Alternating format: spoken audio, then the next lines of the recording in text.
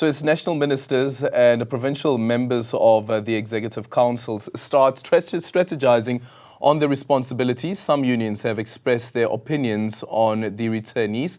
Let's now hear from the Health and Allied Workers Indaba Trade Union and the Democratic Nursing Organization of South Africa on the return of Nomantu Ralehoko as the Gauteng Health MEC. I'm now joined by Sicina, rather, who is HAWITU's president, but later on we hope to speak to Bongani Mazibuga, who is Gauteng Dinosa's secretary.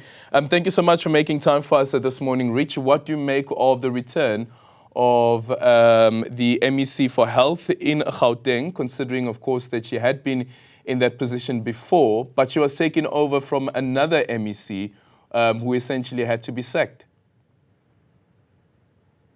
Thank you for having us, Andrew. A good morning to the viewers at home. We, as Health and Allied Workers in the Trade Union, we are of the view that, Andre, there's no one who will ever make our healthcare system function like a well-oiled machine if that particular person doesn't have a health background. And that is what we have actually picked up from our dealings and our meetings with Ralehoko Nkomo. For a person who have been in this and for so many years, though the years that she was actually given to make sure things are done thoroughly, we have realized that because of that lack of health background in her, that is why things are falling apart. That is why even where we are sitting now, we are still talking about the issue of gross shortage of staff, gross shortage of material resources. Our facilities under her leadership, we are using our own money, and we are using our own money to make photocopies. We are buying our own cartridges because Gauteng Department of Health can't provide that, but we have an MTC. And again, there's a lot of ribbons that have been cut. We went into a clinic in West Rand at some point, and there was a ribbon that was cut for a clinic, and a clinic that was actually not ready. Everything that she has been doing is for media and also obviously pushing the political landscape and the political light. She came to tell them to say, let's cut a ribbon for a wellness clinic, only to find out this wellness clinic, you are just cutting a ribbon for a wellness, you are cutting ribbon for tiles and chairs. But the wellness clinic is not, even now as we speak, is not fully functioning, but the ribbon was cut. And the message that was sent to the public out there was to say, we are ready to serve the workers and the community as Gauteng. So in our view, Ralehoko has actually failed this man, and we don't see any change. Yeah, one of her previous predecessors, Dr. Bandile Masuku, was actually a health practitioner. Do you think that the health department was better under him in Gauteng because he is a doctor by qualification?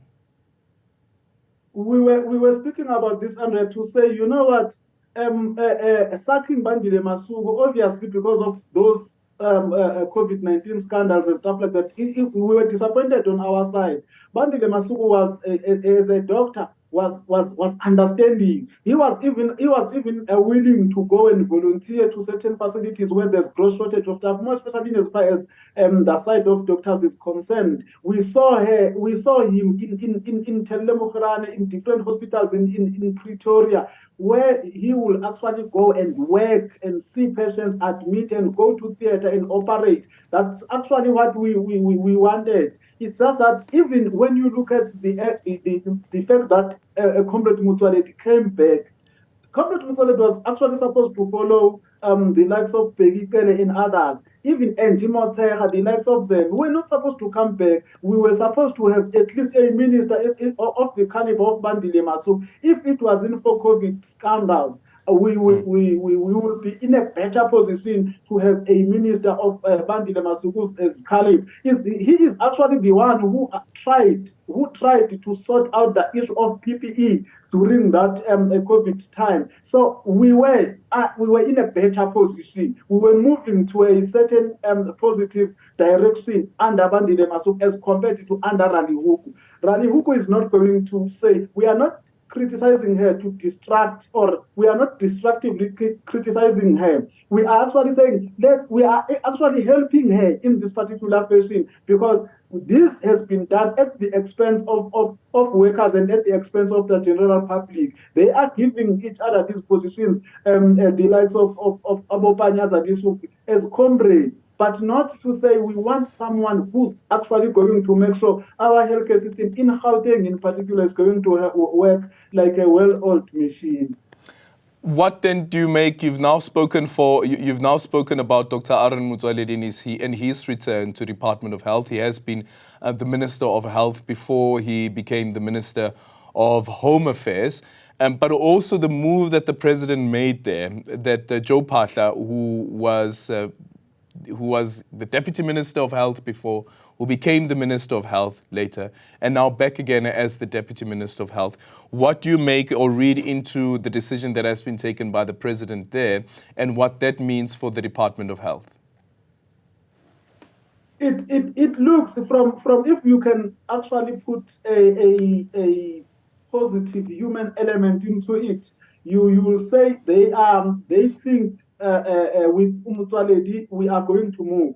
Why we also believe that we are in the absence of the best, mediocre becomes the best, because Joe Pahla has been a deputy minister for more than 8 years, close to 10 years. But when he was given an opportunity to be the minister, he was completely useless, to say the least. There's nothing he actually did. He was not even commanding that particular space. But when you zoom closer to Mutwaledi as an individual, he invests a lot in any portfolio that he has been given. He made a lot of us understand how Home Affairs works, how this issue of certain papers that people must comply. And he is a person who's actually when he takes a stand, he takes a stand. The only minister I know, Andre, at the moment, who actually decided to say, I'm not going to have a medical aid.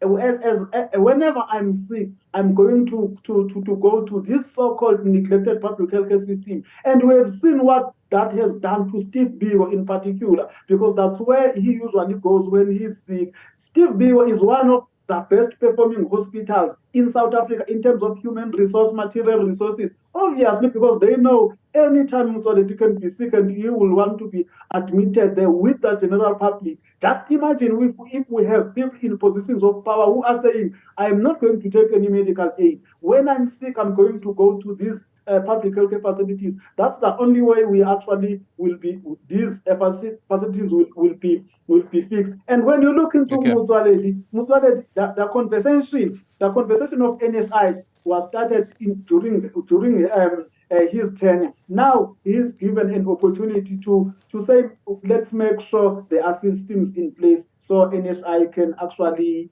see the light of that day. Thank you so much for your time. Rich Sicina is the president of HAWITU, responding to the reappointment of Nkomo Ralehoko, who is the MEC for Health in Gauteng, but also the reappointment or the return of the Health Minister, Dr. Aldrin Sampear, who was in that portfolio before becoming the Home Affairs Minister.